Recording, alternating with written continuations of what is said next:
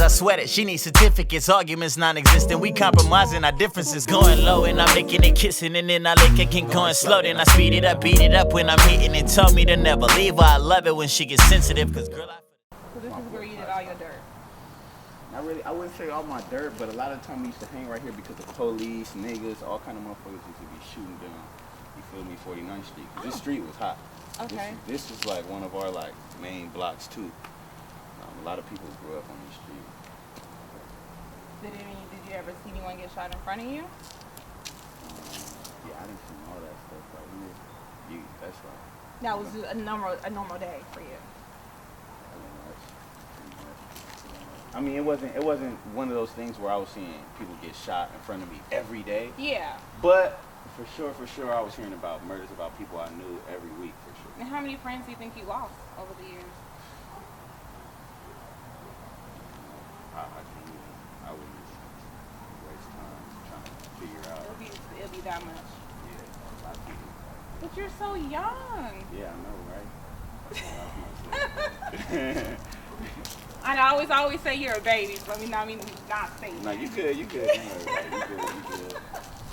So this is where all you guys hang out at, and even still now today, like you'll come over here. Yeah, right. You'll come through a couple times, and you'll catch like a couple people. Then got a couple of the homies in my generation that got out off of work, or don't got their kids today. So they'll still pull up right here in the back, or go to the little Thai house, post up, smoke, talk, just reminisce or whatever, talk about what's going on. So do you think so obviously this era had an influence on who you are as a man, as an artist. Definitely. And that's where you pull all your lyrics and everything from. Definitely. I wouldn't necessarily say all of my lyrics. See, I'm like I try to let others live vicariously through me. You know what I mean? And when I say others, I really mean the people who grew up right here, the people who grew up down the street in Lincoln Park and Skyline, and a lot of the people in the prisons, the people who can't speak for themselves. You know what I mean? Because everybody can't rap. Everyone, some rappers today who made it can't rap, and I'd be like, right. I ain't saying no names, Right. My point exactly. So this will be considered blood territory? No, this is Crip territory. Oh, okay. This is all Crip territory. You can tell I don't know. Right. Nah, it's all good. I'm not even gonna act like East I Lake, am, East Lake. You gotta keep that in mind. Montgomery Aztecs is what I was, For sure. On the real. So, wow. Yep, this is meaningful for me. Even just me be right here. But to see, you coming from this neighborhood, because majority of people who come from the neighborhood, they don't make it. Right. You either end up in jail or dead. Right. Or right here. Because you got to remember that's a part of the cycle that people tend to forget, and that's the biggest part of the cycle is the fact that sometimes we have people who are right here that are spoiling. You know what I mean? This is all they know. Right, and they'll never leave right here.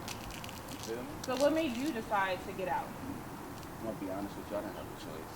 I got 2 strikes in the state of California. That's like, do something else, you can catch you.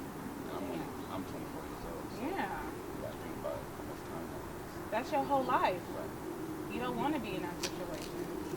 So what led you to getting those 2 strikes? This big growing up right here. I mean, it looks a lot different now. But just growing up, it was tiny. It was always something going on. It was always even if it wasn't us getting into it with people from the other side or whatever, it was us internally trying to get shit. Trying to make sure we was all ready for whatever and we was all right on our shit. You know what I mean? Wow. Right. See, coming from me, I never thought neighborhoods like this existed. Right here. Here in San Diego. Right. Because, like I said, growing up in South Bay, that's all we knew. And then when we moved over here, I was 10. I was like, wait a minute. You start to see things that you're not used to seeing. Right. And then my mom got us out. She's like, this is not what I want for my kids. And we, went back over there. But you didn't have that opportunity. Right. Did you ever blame your parents? Did you ever wonder, why do we have to stay here? Why does this have to be my circumstances? It's unfortunate, and it might be kind of a little awkward to say, coming from the average person. But I don't regret growing up here. Okay. I don't regret anything that came out of this because of the fact that I really don't feel like I would be where I am. Everything. I'm talking about every aspect. Not just here, not just prison, not just anything. How long was you in prison? 5 years? So, like, how was it being in that situation? It wasn't too much different than this.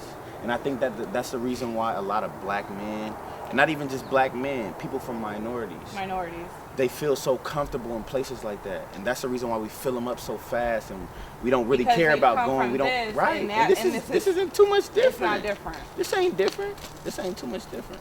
See, I never thought of it like that. You Right. know, my dad was in and out of prison, but it was just something that, why would you want to, like, keep going back to that? Like, it was like, why? I think it's more of a comfortability thing. It's more one of those things where it's a safety blanket for a lot of people. But how is that a safety blanket? For a lot of people, it's a comfort zone. It's like coming back here. It's like coming back here as opposed to moving to East Lake. How many ballers you know that stayed in the hood, that didn't leave? They all leave. Even if they leave, they come back so much that they end up getting caught up here and then they end up because this is where you're comfortable at. This is where you can maneuver at. This is where your control is. This is where, you know what I mean? This is where the heart is. It's right here.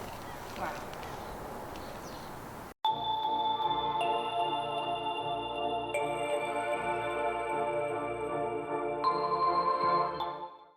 Check on that cargo, my nigga. Hip like a skilo, the choppers, I'm flooring the bucket. They how fast is cargo, my nigga? Truck full of kilos and hammers, police get behind us. If we'll go, we all go, my nigga. We gotta shoot it out, ski like we gotta shoot it out. Told me, let's see what you about. I got a cooler route. I say, let's take 'em on this chase. Hit the block and then you get out. Come full of lions right now. Whoa. Yeah, so you want to get pulled in some type of way. Right. Then you gotta deal. See, everybody if you grew up in a place like this, for sure, if you on your way out success, any kind of success, no matter how it is, people are gonna try to stop you for sure.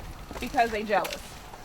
It might not be because jealousy. It might be because they can't fathom a person who grew up next door to them Doing good. doing good.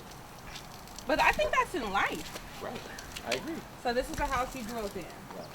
And how long did you live in this house for? I lived in this house for about, on and off, for probably about like 5 years. Okay. On and off, it's like A duplex, okay. right. So we used to live in this one at first. I grew up really in this one. Okay. So it's me. I live about 13 cousins. Wow. My aunt, my grandma, my mom, my dad. We was in here thugging. But 13? Right, yeah, but really it was more so a love for the neighborhood that really kept us here. Okay. You know what I mean? Because people grew up here. Yeah. You know what I'm saying? And your whole family just... So when did everyone start leaving? My dad had went to jail, and you know he kind of was a breadwinner. Oh, okay. You know? So when he went to jail, police kicked in our door like 5 in the morning, right here. They took him out, and they took him out. It kind of got bad, you know, because my mom wasn't really used to having to bring it in, you know. Provide and step up, so she had to... Well, how many brothers and sisters do you have? I got 4. And you're the oldest? Okay. So you have a responsibility. Right. So you have what, younger sisters or Yeah, brothers? I got 2 younger sisters and 2 younger brothers. Okay. And where do they live out now? In the same house at the time. Okay. In the same house at the time, but everybody's pretty much scattered around. You know, everybody's grown. So, Okay. You know, we're kind of just trying to. So do you feel like with your path of going into prison, having 2 strikes, do you feel like at one point you failed them as the oldest? I did. I don't anymore, but I did. And even I do still find myself in moments now where I feel like I failed them.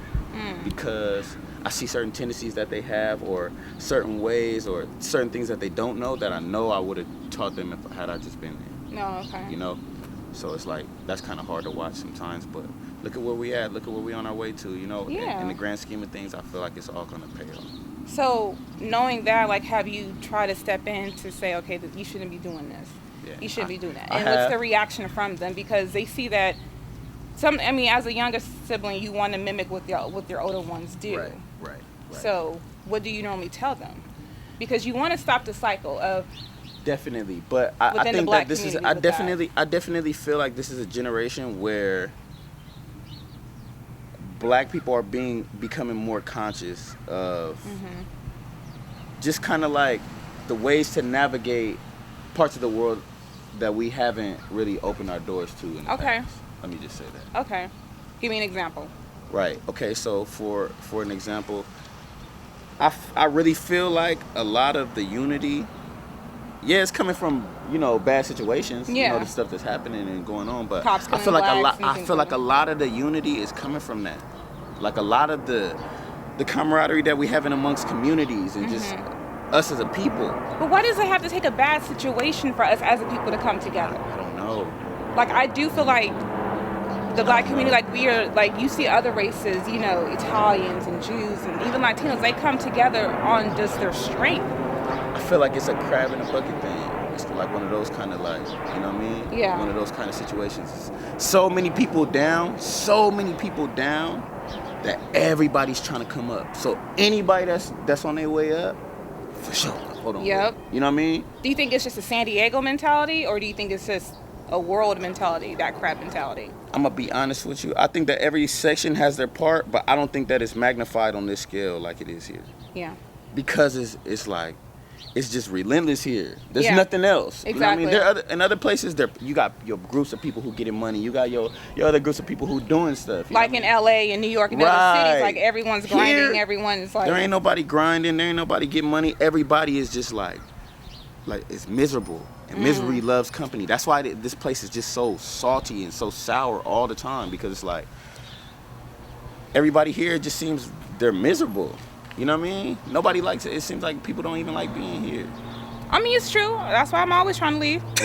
Right. We all are. Yeah, but I mean, it's still home. Like, but it's home. But you can't stay away for too long. You it's can. Crazy, right? Like, I can go to New York for 5 days it's and crazy. then, feeding the Mexican food. Right. Gotta have your Mexican food. Have your Mexican food. And then you come, you come back, but it's just like, you gotta leave, because that's why a lot of people who do make it, they don't stay in. Right. They have to leave. Right. And people don't understand that. It's like, it's one of those things where you're frowned upon if you leave, or if you're frowned upon if you don't come back, or if you don't. But like, being honest, we want to fix this up and we want to make this something where we could kind of come to. But like, man, they didn't already kick us up out of here. Yeah. We already done had to leave. We already done had to, and they continuously keep kicking us up out of here. Like I told my mom, they're gonna come in here and kick everybody out. Right. And that's what they're doing. That's what they're doing. That's why they're slowly, building the condos, rebuilding the areas, because they're doing that across the United States, though. It's not just here. Right. I see it in New York. I see it in other places. And it's, they want it to be a nice place for people to live, and they want to get rid of the stigma of these communities. And I don't blame them. I don't blame them at all. But honestly, just being 100 about the situation, these aren't communities that we created for ourselves. No, this is they created this for us. This was like, hey, we're going to give you this, and we're going to give you this, and make do the best way you can. Yeah. So how could you blame us for claiming the community, or for wanting to hold this down, or for wanting to keep the wrong people from coming up in here? Because you got people's kids here. You got people's families here. This is where people sleep and lay their heads. Yeah. Of course, we're going to defend this, and we're going to protect this. You know what I mean? It's not really like so much of a them versus us, or them, or, you know what I mean? It's not really that type of situation. It's just like, we grew up protecting this. This is our home. This is where we live at. But you're not in the community now. You don't still live over here. I don't still live over here, but I still frequent the area though. Okay. For sure. Does that having 2 strikes, doing what you're doing with your music, you have to have a different level of when you come back to this area. I agree. Like, you have to understand, like, you have to do things differently. Right, and I don't think that comes from me having 2 strikes at all, or coming from this area or none of that. I just think that that has to do with my drive and just wanting more for determination. yourself. Exactly. Like, I never been a follower. Mm-hmm. I ain't a follower, so I just really feel like I could lead a lot of people up out of here. Even if it's not everybody. Even if it's not coming here and rebuilding shit and fixing everything, I guarantee you I got a couple people who are going to be able to come on tours with me and have jobs. Create jobs and you know what stability. I mean? Right. So, even if I could help a couple people from over here. But do you feel that responsibility of, like, you have to make it to help others? Yeah, of course I do. Because I feel like in my current position, I can't help nobody else. Right now, I can't help nobody. I can't help nobody. That's the only way I can help people, because I have so many people that I have to help. That subconsciously is in my head. I have to help. You know what I mean? Yeah. Let's take a break and.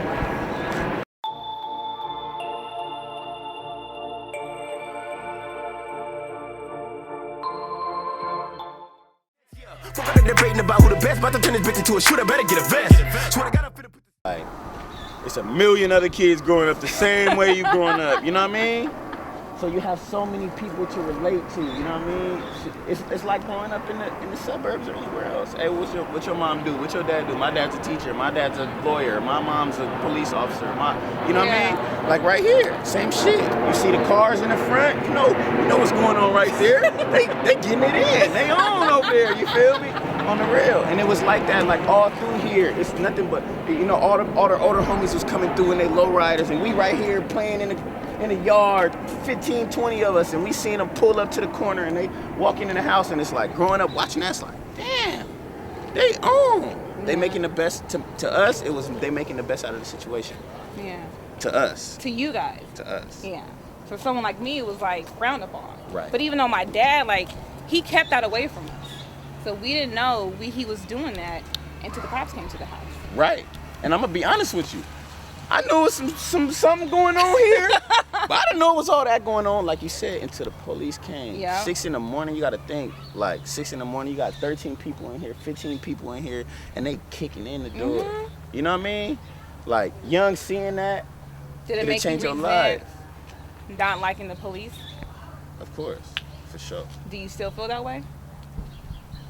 I'm not a big fan of police, I'm gonna be honest. I don't think a lot of people who come out of this area will be big fans of police, because you see them come in and you see them tear families apart. Right. You see them do certain things to this community to keep this community down. Can we really say that the police are the ones tearing us apart, though? I think internally a lot of that is going on. I think that the police are scared, and because they scared, they react how they do. Scared of what, though? I mean, I just really feel like they've created a certain stigma. They've created their own stigma against people in places like this. You will create their own stigma against people of color. Right. I can't really even say that, because I believe that there's a lot of white people who go through the same shit that we go through too. But we don't see that. Right. And it's not made known to us. Right. It's only made known to the black communities and Latino communities and, right. Even the Filipino communities. It's like it's the minority. Right. So this neighborhood influenced your music. This neighborhood probably had the biggest influence on my music, because more of my life experiences happen right here than anywhere. Okay. Besides prison. When did you get out of prison? I got out of prison 6 months ago, June 1st. 6 months ago. 6 months ago. Wow. What charges? Burglary, and I got a illegal discharge of a firearm in a public dwelling. So being in prison for 5 years, how do you think that affected your mother? My mom died while I was in prison. Wow. Right. So, She had to be young. yeah, 36. Wow. Right. How did she pass, if you don't mind? Cancer. Oh, wow. Cancer. So now you have a bigger responsibility to your siblings. Definitely. It's kind of hard to say. Like, I feel like I have a big responsibility to everybody here. And that just brings it back to the music. Like, the city has no name in No, we don't. We really, like I said, anyone who does make it out, they leave. Right. And you really don't see anyone claiming San Diego. Right. You That's don't. the thing. You don't see anyone claiming San Diego. Like, they'll claim another city. Right. Before they claim here. So, who influenced your music? What current artists or past artists influence your music and your sound? I grew up in a real musical home. Like, I listened to everything, literally, from Keith Sweat to E40. See, and I was just talking about I was bumping Keith Sweat, and they was trying to clown on me. Right, Donnell Jones, and you know what I'm saying? Look, Yeah, see, like, we know this good music. Exactly. We know this good music. Right. I know good music. He Right. said it. Right. You do. But But yeah, just I'm all over the place, from the newest of new school to the oldest of old school. Like I pretty much grew up on it all, and I think that subconsciously influenced my music, because like I was one of those kids who grew up knowing all the songs. We could be walking to school and they used to be like, "Hey, bro, rap that this by Jay-Z or that by Lil Wayne," and I'd be spitting the song word for word, and I recite them fast, and people knew I knew them fast, and they'd be like, "Damn, how you do that?" And I just used to You be just like, have an ear for music, right, naturally I always have an had a natural ear for music. Right. So who's your favorite artist?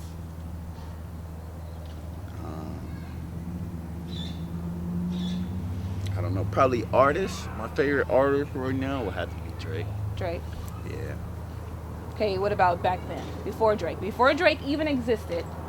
Wayne. Before Lil Wayne? Wayne my whole life. Before Lil Wayne. That's all. I'm 24. Oh yeah, you are. Right. So I grew up. I used to be in it. We used to be in this room right here, all 13 of us. I'm Lil Wayne. I'm this and we used to just be in there rapping on the thing, and standing on the bed and making a lot of noise and just having a good time. Like growing up as kids here, we had a good time. That's one thing I can say. We always made a good time. So what about like Snoop and Tupac and Dr. Dre and the people who laid the foundation for the West definitely Coast? Respect all of those people. They all have influenced my music as well. They all have big influences on my music. But I think more so the newer generation, because now, since I've been I'm conscious now of music. It's different growing up, listening to the words, singing the words, and you don't know what you're saying. Yeah. You know what I'm saying? To be conscious of not only music, but having to be cohesive with the stuff that you do in the world and the stuff that you got going on in the world, it's different. It's a different feeling. Right. You relate to it more. Right. Since I've been able to understand music, I can honestly say, like, these are the people who made the biggest influences on me mentally. Okay. You know what I mean? Would you ever want to collaborate with Drake and Lil Wayne? Hell yeah. You gotta put it out there. Right. For sure. Hell yeah. I would love to. So do you feel like West Coast hip hop is gone? No. I feel like West Coast hip hop is slept on. I don't feel like it's gone. You got people like Nipsey Hussle. You got people like Kendrick Lamar. Like even like The Game and the YGs, and everybody plays a part. Everybody plays a part in West Coast hip hop. We started a lot of shit over here. A lot of shit came from the West Coast. A lot of great music came from the West Coast. A lot of impacted situations. NWA like changed the game. Changed the game. Changed the game. So it's like when you have to pay homage to people like that. You know what I mean? And I grew up on their music, so of course they had influences as well. You know. But do you really feel like the state of hip hop now, like coming from me who grew up Snoop, NWA, Dr. Dre, Jay-Z, Biggie, Tupac, to see it now, it's like, what's going on with hip hop? I think because you don't hear a lot of the hip hop, you don't hear a lot of the West Coast hip hop. Like when you do hear West Coast hip hop, it's some cool pop song on the radio. Yeah. You know what I'm saying? Or you have to go look for it. But like I said, I feel like in the mainstream media, in the grand scheme of things, I don't feel like the West Coast gets enough shine. We stopped getting shine when Tupac got killed. That's when everything for the West Coast was like. Snoop tried to keep it alive. He did a good job at it, but it wasn't as at that height. Like right. me being, I agree. when living in that era when you can Tupac and Snoop, and it was just like the West Coast, we were just everywhere. But when that happened, it went away. And to me, like listening to your music, hearing you was like that reminded me of that era, that true West Coast hip hop. That's why I mess with you. Right. Salute, and I appreciate that. Because it's just something that it's needed, it's wanted, and the younger generation of West Coast people, they need that. Because we don't, Snoop is gonna be around forever. I agree. But it's like that younger generation who can come up and be like, this is what West Coast hip hop is all about. Right. And your music, for me, states that. Like, this is true West Coast hip hop. So when's the album coming out? We releasing the tape in February, towards the middle of February. We're releasing the first tape. Right now we're pushing singles, just going city to city. We got a little mini tour going on right now. You had a show last night. I had a show last night. How did it go? Turned out pretty good. A lot of people came out. A lot of good situations came out of last night. Good. So, we're going to follow up on that. And good. Just try to keep pushing. no matter what, we're not stopping here. You know, it's always going to be progress here with us here because we don't believe in nothing else. We don't want nothing else. You know, like we have this whole city literally on our backs. You know, you got people like Rob Stone Salute who came and you know who trying to make it happen and who pushing. You know, but I just really feel like I give a different push to San Diego because the grit and the grime of San Diego is a part of the city that people need to see and people need to know about. They need to know that this stuff exists. Right, this stuff exists. I mean, I get it all the time. You from San Diego? Right. You don't act like you from San Diego. Right, you don't grind for San. I'm like, right. Like we out here working. We do what we got to do. Right. Well, thank you for being, you know, on LUXE Kurves TV, Nino Califonya. Let them know where they can find you, all your social media, everything. For sure. You can find me, man, on SoundCloud at Nino Califonya. You can find me Instagram, Snapchat, Facebook, all at Nino Califonya. That's NINO CALIFONYA. On the real, we out here. Shout out to Brandee and the whole LUXE Kurves, man, for looking out for me. Appreciate it. Thank you, hon. All right, it's Brandee J, LUXE Kurves TV. We have so much going on this year. Fashion Night will be in Atlanta. I'm gonna get him to come out and perform in Atlanta. And then we have just amazing things going on this year. February 8th, we'll be at the Kendrick Boutique in Fashion Valley Mall doing our first LUXE Kurves Beauty Mixer. So stay tuned. This is Brandee J, LUXE Kurves TV.